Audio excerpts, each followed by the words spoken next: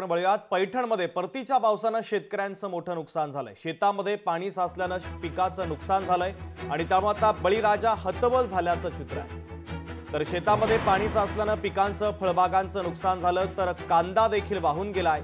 सरकारनं लवकरात लवकर पंचनामे करत नुकसान भरपाई देण्याची मागणी आता शेतकऱ्यांनी केलेली आहे।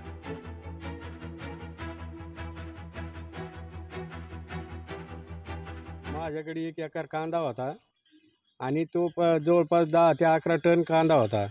रात्रीच्या पावसामुळे तो पूर्ण वाहून गेली चाळत आणि माझे शिवार नांदरमध्ये मी आहे। 40 ते 50 हजार रुपये त्याला खर्च आला होता। त्याच्यामुळे चांगल्यापैकी उत्पन्न होतं, कांदा बी चांगला होता, खराब नव्हता, काही नाही, पण पूर्ण त्या पावसामुळे वाहून गेला। अंबादास परसराम तोटे यांचा 1 एकर कांदा होता, जवळपास 10 ते 11 टन।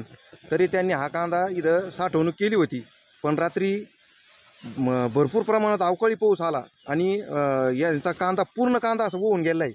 तर शासनाला विनंती आहे की नांदर ज्ञानेश्वरी येथे पंचनामे करून या शेतकऱ्याला बी आणि आणखी नुकसान झाले त्याचे पंचनामे करावे आणि शासनाने याची भरपाई द्यावी, जेणेकरून या शेतकऱ्याला त्याचा आर्थिक मदत मिळेल।